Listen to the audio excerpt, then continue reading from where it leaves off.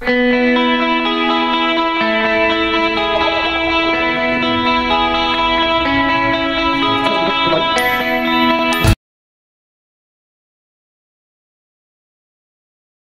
And distance के last stage पे है, यानी हाइट एंड डिस्टेंस अब 1-2 दिन में यानी होने पे है।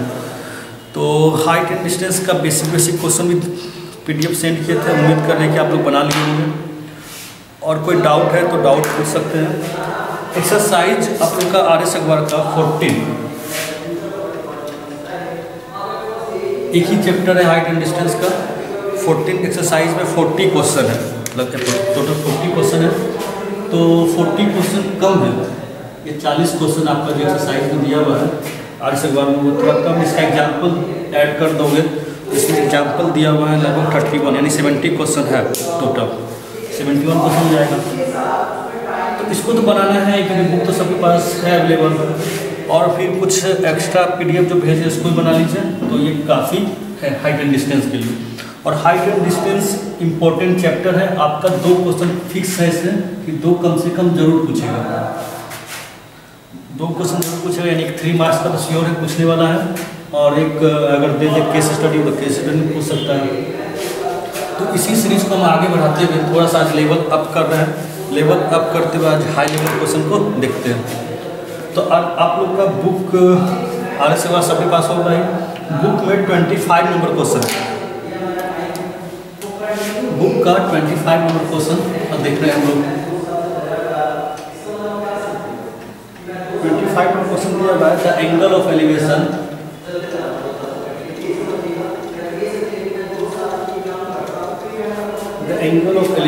Of an aeroplane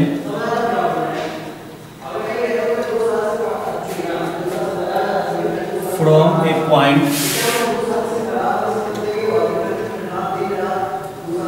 on the ground is 45 degree after flying 15 seconds.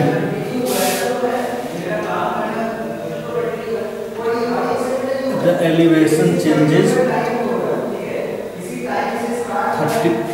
changes to 30 degree.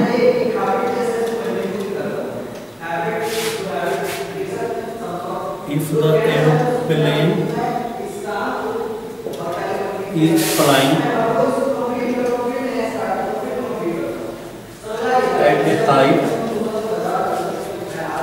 of 2,500 meters, find the speed of height. So find the speed of the aeroplane.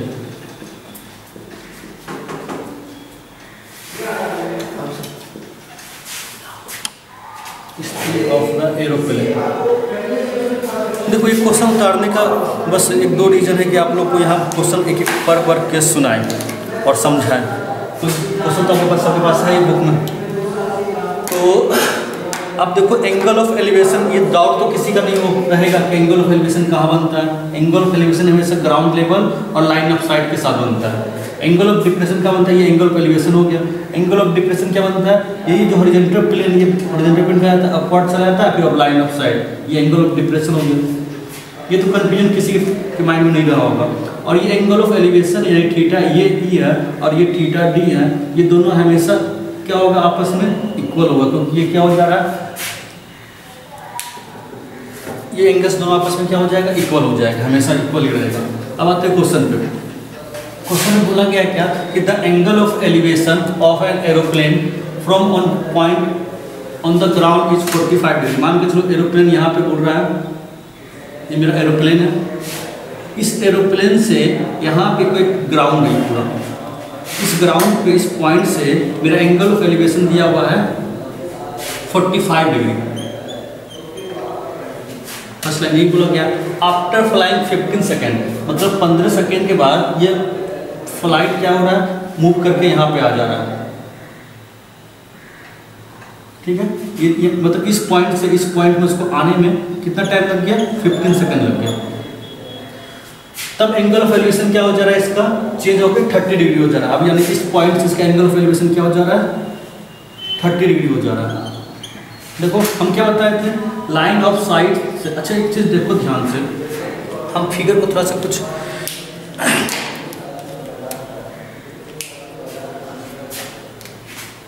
फिर angle of elevation यहाँ पे 45 degree था, जैसे आगे गया थोड़ा सा angle of elevation से क्या हो गया 30 डिग्री हो गया।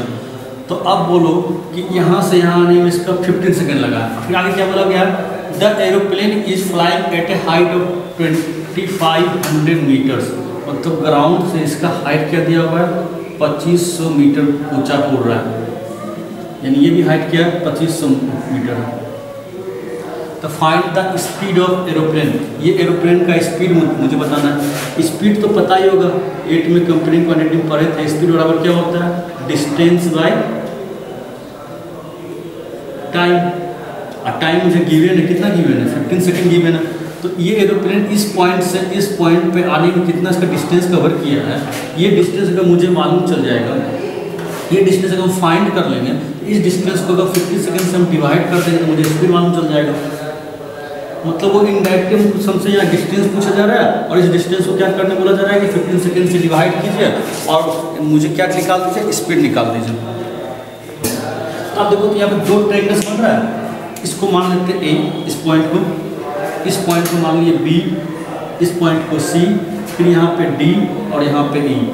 एक ट्रायंगल्स क्या दिख रहा है ए बी सी, और दूसरा ट्रायंगल्स क्या दिख रहा है ए डी और ई। ये डिस्टेंस कैसे मालूम चलेगा, ये डिस्टेंस तो पूरे बड़े बड़े डिस्टेंस, बड़ा बड़ा डिस्टेंस क्या ए ई है, उसमें से ये वाला डिस्टेंस यानी ए सी को माइनस कर दें तो मुझे क्या मालूम चल जाएगा, ये सी का डिस्टेंस मालूम चल जाएगा, यानी सी ये डिस्टेंस मालूम चल जाएगा। एरोप्लेन कितना डिस्टेंस कवर किया 15 सेकेंड में। तो मुझे क्या क्या निकालना है, एक ए ई निकालना है, यानी बड़ा बड़ा ट्रायंगल्स ये ए निकालना है, फिर छोटा ट्रायंगल्स ये ए सी है, इसका बेस ए सी निकालना है। दोनों को जब माइनस कर देंगे तो यानी सी ई, यानी ये डिस्टेंस मुझे मालूम चल जाएगा। ये डिस्टेंस क्या है, एरोप्लेन का डिस्टेंस कवर किया 15 सेकेंड में। फिगर इस टाइप का बोला 43.2 किलोमीटर पर आवर। चलो ठीक है, अब देखो यहाँ पे इससे 2 से 3 कॉन्सेप्ट यहाँ पे देखेंगे। मीटर से पर सेकेंड को कन्वर्ट करना सीखेंगे और मीटर पर सेकेंड से किलोमीटर पर आवर में देखेंगे, किलोमीटर पर आवर से मीटर पर सेकेंड में देखेंगे। तो अब पहले क्या करो, इन ट्रायंगल्स हम ऊपर फिगर को क्या कर रहे हैं इरेज कर रहे हैं, तो क्वेश्चन को इरेज करें। तो क्वेश्चन सबके पास पता ही है।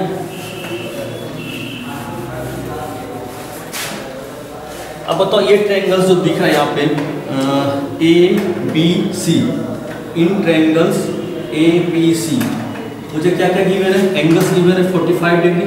उसके सामने वाला ये क्या कहलाता है, परपेंडिकुलर बताता है। अब परपेंडिकुलर मुझे पता है 2500 मीटर दिया हुआ, यानी 2500 मीटर दिया हुआ, मुझे परपेंडिकुलर पता है, मुझे ये बेस निकालना है।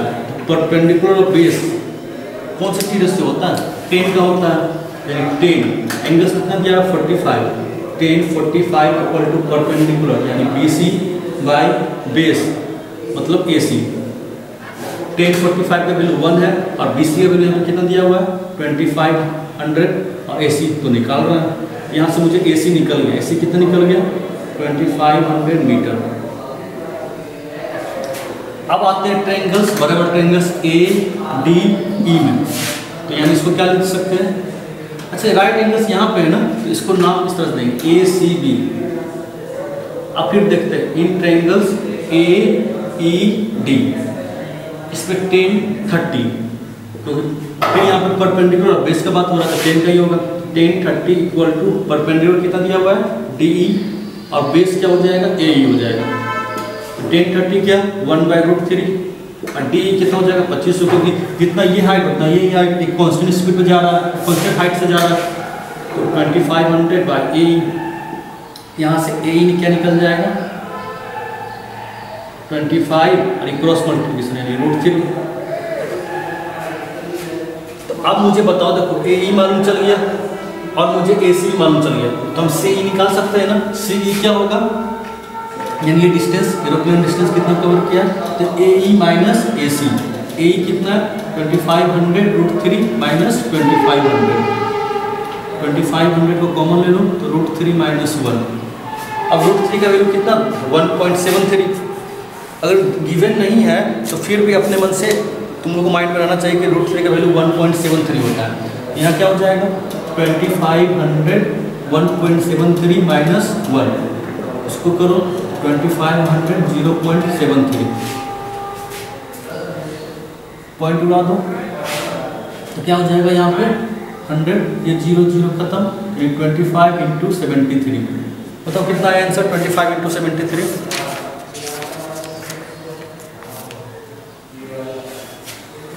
बताओ कोई हाँ 1830 मीटर, 1830 मीटर, यानी ये डिस्टेंस कितना हो गया 1830 मीटर हो गया। एरोप्लेन 15 सेकेंड में 1830 मीटर क्या कर रहा है, डिस्टेंस कवर कर रहा है। लेकिन वो डिस्टेंस नहीं पूछ रहा, वो मुझसे क्या पूछ रहा है, स्पीड। स्पीड इक्वल टू क्या होता है, distance by time, speed equal to distance by time. Distance 1830 by time कितना दिया हुआ, 15 सेकेंड दिया। ये मीटर में है, ये सेकेंड में है, यानी स्पीड यूनिट यहाँ पे क्या हो जाएगा, मीटर पर सेकेंड। स्पीड हो गया मीटर पर सेकेंड। तो इसको जब कट करेंगे 1800 मीटर 15 को, तो ये मेरा जो आंसर आएगा किसमें आएगा, मीटर पर सेकेंड में आएगा। लेकिन बोला गया इसको किलोमीटर पर आवर में कन्वर्ट करना है। अगर नहीं भी बोला गया हम लोग किलोमीटर पर आवर में कन्वर्ट करेंगे, क्योंकि एरोप्लेन बहुत बड़ा स्पीड में जा रहा है, एरोप्लेन बहुत बड़ा है, इसका स्पीड बहुत ज़्यादा होगा। तो इसको जब भी हम लोग शो करते हैं हमेशा किलोमीटर पर आवर में शो करते हैं। तो ये चीज़ माइंड में रखो कि जब भी हम लोग यहाँ पे जब भी हम लोग मीटर पर सेकेंड को किलोमीटर पर आवर में कन्वर्ट करेंगे, मीटर पर सेकेंड को किलोमीटर पर आवर में कन्वर्ट करेंगे, तो हमेशा 18/5 से मल्टीपल करेंगे। हमेशा क्या करेंगे, मीटर पर सेकेंड में 18/5 को मल्टीपल कर देंगे। अब किलोमीटर पर आवर को अगर मीटर पर सेकेंड में कन्वर्ट करना होगा तो हमेशा 5/18 से मल्टीपल करेंगे। ये चीज़ माइंड में अगर नोट करके लिख लो, इसको फिजिक्स में भी यूज होता है।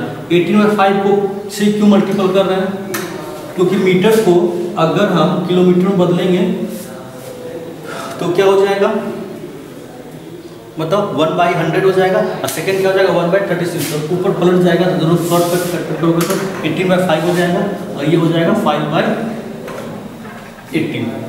इसको जब फिर किलोमीटर पर आवर में कन्वर्ट करोगे तो आ जाएगा 4, इसमें यानी क्या 18/5 से जो मल्टीपल करोगे तो 439.2 किलोमीटर पर आवर आ जाएगा। हाइट एंड डिस्टेंस में, ये हाइट एंड डिस्टेंस है, हाइट एंड डिस्टेंस का आपको सबसे पहले फिगर ड्रॉ करना आना चाहिए। तो एक एक करके सारा क्वेश्चन को बना लो, जितना ज़्यादा क्वेश्चन प्रैक्टिस करोगे उतना ज़्यादा फिगर बनाना ड्रॉ करना इजी रहेगा, ठीक है। और बताओ समझ में आया, 18.25 होगा।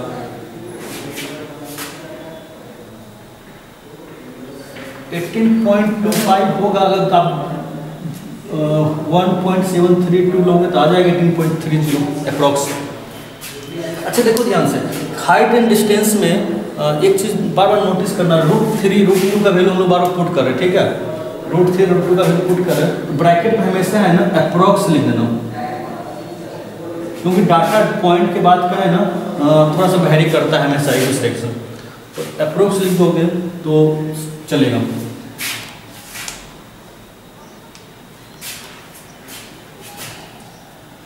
टेन का इसलिए यूज है क्योंकि हमेशा आपको ये डिस्टेंस, ऊपर डिस्टेंस पूछा जाता है, परपेंडिकुलर पूछा जाता है, हमेशा बेस पूछा जाता है। तो परपेंडिकुलर और बेस, परपेंडिकुलर बेस कब कहाँ होता है, किस सेक्शन में होता है, 10 में होता है, इसलिए हमेशा 10 का यूज करते हैं। हमेशा पूछेगा ग्राउंड से कितने हाइट पे है या इस दोनों के बीच का डिस्टेंस कितना है, हमेशा देखना ज़्यादा क्वेश्चन यही दोनों का परपेंडिकुलर और बेस का रहेगा। और परपेंडिकुलर बेस 10 का टीचर का है, अगर वो साइन का होता तो साइन का यूज करते हैं। यानी हाइट एंड डिस्टेंस में ज़्यादा अधिकतर क्वेश्चन परपेंडिकुलर और बेस से रिलेटेड रहता है, इसलिए 10 का ही रहता है। चलो एक और क्वेश्चन ले रहे हैं, थोड़ा सा सी लेवल का देखते हैं, ठीक है। ये क्या था, एरोप्लेन का था एक टाइप, 2017 में लास्ट बार पूछा गया है, 18, 19, 20 उसमें नहीं पूछा है, तो इम्पोर्टेंट बन जाता है डिस्टेंस का, स्पीड डिस्टेंस का। अब एक और टाइप ले रहे हैं, एक सी लेवल है, देखो ध्यान से, ये कोई समुद्र है, ठीक है, समुद्र का सरफेस है ये, और ये पूरा इधर से इसका वाटर, सी का वाटर है, ठीक है, पानी है ये। अगर मान के चलो यहाँ पे कोई चीज़ क्लाउड है यहाँ पे, यानी कोई बादल है h हाइट पे, ये बादल C से h हाइट पे है, इसका कुछ ना कुछ इमेज बनेगा ना वाटर पे। यानी वाटर कैसा वर्क करता है, प्लेन मिरर से काम करता है। लाइट में आप पढ़े हो कि प्लेन मिरर जितने हाइट पे ऑब्जेक्ट रहेगा उसका इमेज भी क्या बनेगा, उतने ही हाइट पे नीचे बनेगा। यानी h हाइट पे है तो इमेज भी यहाँ से लेवल से h हाइट पे यहाँ पे इसका बनेगा, h डैश ले लेते हैं। प्लेन में पढ़े हो कि ऑब्जेक्ट का डिस्टेंस जितना रहता है उतना ही डिस्टेंस कहाँ पर रहेगा, यहाँ पे इमेज का भी रहेगा। यही कॉन्सेप्ट का यूज यहाँ पे हम लोग हाइट एंड डिस्टेंस में सी लेवल का करेंगे, ठीक है। बार बार दोनों का डिस्टेंस हमेशा क्या रहेगा, सेम ही रहेगा। तो बुक में ये question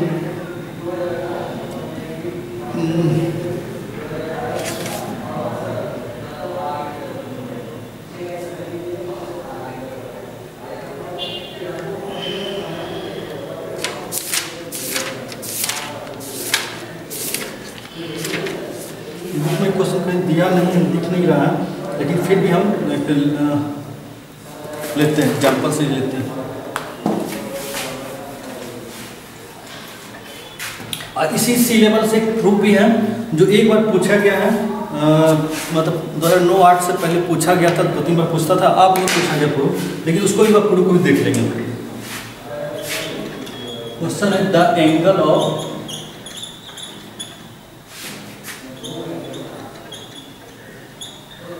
elevation of a cloud from a point 60 meter above the surface of the water of a lake is 30 degrees.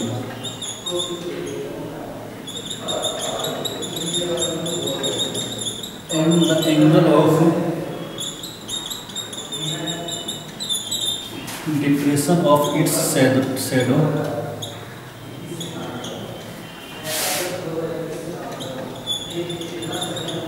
in water of lake is 60 degree. Find the height of the cloud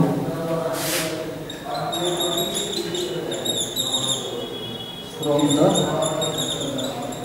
surface of water. 2010, 15, 17 और भी पूछा है, 19 में पूछा था, ये data change था, 19 में लिख देते हैं कि डाटा चेंज था। यानी पूछने का रिपीटेशन से पता चल रहा है कि क्वेश्चन थोड़ा इंपॉर्टेंट है। देखो 10 में, 15 में, 17 में, 19 में, तो रिपीटेशन से हम लोग को लग रहा है कि क्वेश्चन थोड़ा इंपॉर्टेंट है। देखो ध्यान से क्या बोला जा रहा है, द एंगल ऑफ एलिवेशन, यानी एलिवेशन कब बनता है, हमेशा ग्राउंड से बनता है। तो किसका एलिवेशन की बात किया जा रहा है, क्लाउड का। कोई क्लाउड है, यहाँ पे बादल है, उसका एंगल ऑफ एलिवेशन ग्राउंड में बन रहा है। लेकिन ग्राउंड में बन रहा है कि कहाँ बन रहा है, देखते हैं। तो फ्रॉम ए पॉइंट, एक पॉइंट है, कौन सा पॉइंट है वो, 60 metre above the surface of the water of a lake.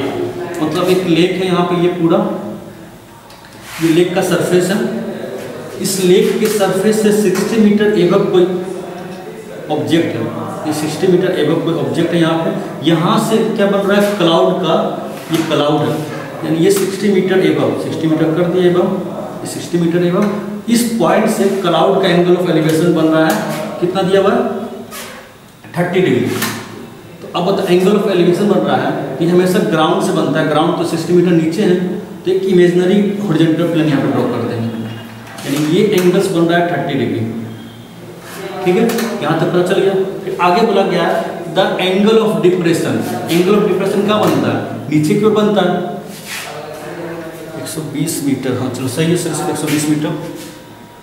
आगे देखते हैं the angle of depression of its shadow. अब बताओ, ये क्लाउड यहाँ पे इस पॉइंट पे है, एक क्लाउड का कुछ न कुछ हाइट होगा, हाइट दिया है, ये देखते हैं। इसका शैडो कहाँ बनेगा, इसका इमेज कहाँ बनेगा, लेक के नीचे बनेगा। तो यानी इसका शैडो यहाँ पे बन रहा है कहीं, तो लेक के नीचे यहाँ पे बन गया। ठीक है, यानी ये हाइट दोनों क्या होगा, आपस में सेम होगा, क्योंकि हम क्या बताएंगे, जितना ऑब्जेक्ट का हाइट उतना इमेज का भी हाइट। आगे बोला गया the angle of depression of its shadow in water of lake is 60 degree, यानी इसी पॉइंट से एंगल ऑफ डिप्रेशन, यानी एंगल ऑफ डिप्रेशन क्या है, यानी नीचे की ओर देख रहा है एंगल ऑफ डिप्रेशन, यानी ये एंगल्स, एंगल ऑफ डिप्रेशन क्या होता है, हॉरिजॉन्टल प्लेन ऊपर वाला और एक line of sight, horizontal plane ये वाला है, लाइन ऑफ साइड, तो ये दिया हुआ कितने डिग्री का, 60 डिग्री का, यानी ये क्या है मेरा horizontal plane, imaginary horizontal plane है, यानी एंगल ऑफ डिप्रेशन ये हो गया 60 degree. Find the height of the cloud from the surface of water, यानी ये सरफेस ऑफ वाटर है, इस पॉइंट से इस पॉइंट का हाइट निकालना है।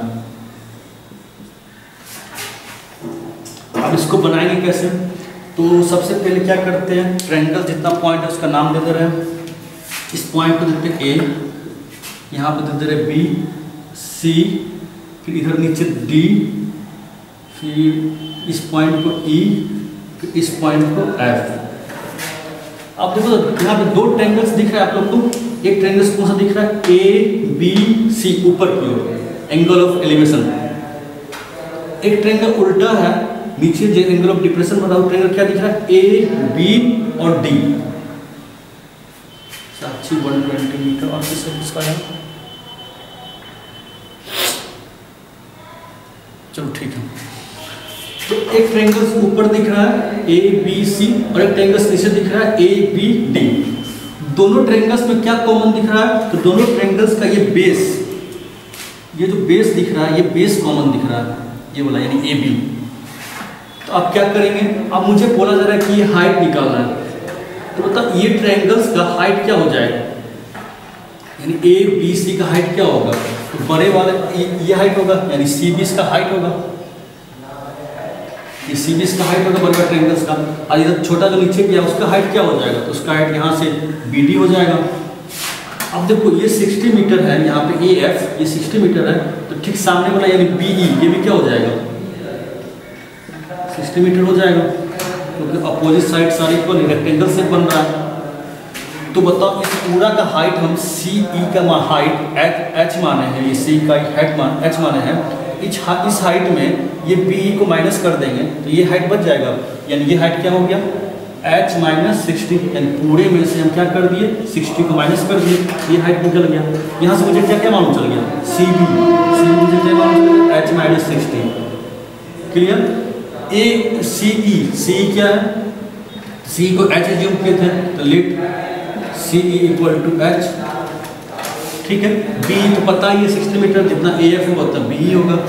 अब नीचे वाले ट्रायंगल्स को देखो ध्यान से, ए बी डी, ये वाला ट्रायंगल्स क्या है 60 मीटर है, यहाँ से यहाँ हाइट बी, और ये हाइट क्या हो जाएगा, मतलब ये सरफेस है, ये लेक का सरफेस है, तो लेक का सरफेस का हाइट जितना ऑब्जेक्ट का हाइट होगा उतना उसका इमेज का भी हाइट होगा। मतलब ये पूरा मेरा एच था, ये मेरा पूरा एच था, ये भी पूरा मेरा क्या हो जाएगा एच हो जाएगा, यानी डी ई मेरा क्या हो जाएगा एच हो जाएगा। तो बताओ अब मुझे निकालना है डी से बी, ये एच में 60 क्या हो जाएगा ऐड हो जाएगा, यानी ये हाइट क्या हो जाएगा 60 प्लस एच, ये एच प्लस 60 बोल, यानी मुझे यहाँ से डी और बी यानी बी टी का वैल्यू भी मुझे मालूम चल गया, बी टी का वैल्यू क्या मालूम चल गया एच प्लस 60, क्लियर। अब ये ट्रायंगल्स देखो क्लियर, फिर हम ये क्वेश्चन को फिर इरेज कर रहे हैं। ऊपर वाला ट्रायंगल्स दिख रहा है A B C, triangles A B C, तो ये एंगल्स दिया हुआ है 30 डिग्री, एंगल्स के सामने परपेंडिकुलर और ये बेस, यानी क्या हो गया परपेंडिकुलर, यहाँ पे क्या दिख रहा है बी सी दिख रहा है, और बेस क्या दिख रहा है मेरा ए बी दिख रहा है। तो यानी बेस ए बी, ये किस में होता है 10 में होता है, यानी 10 एंगल कितना दिया हुआ 30, 10 30 equal to A B C, B C का वैल्यू कितना दिया हुआ एच माइनस 60, या सी बी माने एच माइनस 60, एच माइनस 60, और ए बी क्या दिया हुआ ए बी कुछ है ही नहीं दिया हुआ, इसको हम लोग कुछ एज्यूम भी कर लो या ए बी रख देते हैं, तो एज्यूम करना चाहते हो तो डी एज्यूम कर लो इसको लेंथ को, अगर नहीं करना चाहते हो तो रहने देते वही, तो ये हो जाएगा डी, ए बी रहने दो सीधा से ए बी रहने दो, 1060 कितना 1/√3 equal to h minus 60 by A B, cross multiplication करेंगे तो A B equal to √3 h-60 हो जाएगा, h-60। यानी यहाँ से ए बी का एक वैल्यू निकला है मुझे, इसको इक्वेशन 1 मान लेते हैं, ठीक है। और फिर दूसरा ट्रायंगल देखो तो क्या दिख रहा है, दूसरा ट्रायंगल बोलते हैं ए बी डी। तो दूसरा ट्रायंगल से इन ट्रायंगल्स ए बी डी।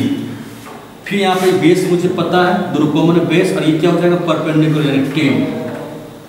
ये कितना एंगल दिख रहा है यहाँ पे 60 degree, 10 60 equal to base. Base क्या है यहाँ पे मेरा बी डी है बेस, तो बी डी बाई और परपेंडिकुलर क्या है, परपेंडिकुलर क्या मेरा है बी डी, और बेस क्या मेरा यहाँ A B.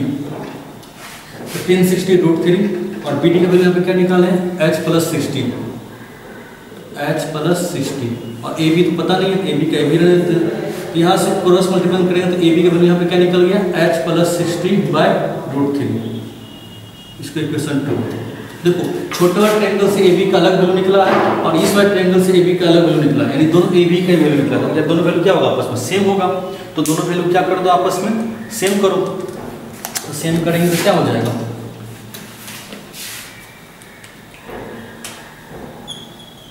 √3 h-60 equal to h+60/√3। Cross multiply करेंगे तो √3 × √3 3 हो जाएगा, h-60 इक्वल टू h+60। अंदर क्रॉस मल्टीप्लाई करेंगे तो क्या जाएगा 3h-180 इक्वल टू h+60। ये h प्लस में इधर क्या हो जाएगा माइनस में, यानी 3h - h60 180 हो जाएगा, तो क्या हो जाएगा +180, यानी 2h = 240, h = 240/2 कट गया 120 बार। ये 120 क्या माने थे, ये तो हाइट माने थे क्लाउड का हाइट h, तो यानी h = क्या निकल गया 120 मीटर। यानी लेक वाला फिगर का जब भी क्वेश्चन रहा, कभी लेक दे देगा कभी सी दे देगा, उसका ऐसा ही बनेगा। ये सरफेस है, इसका इमेज नीचे बन रहा है। किसी कोई डाउट?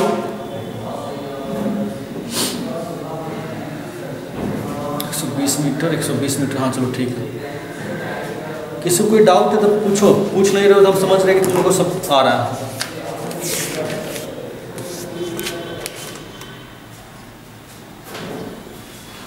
चलो एक बार फिर से समझा देते हैं।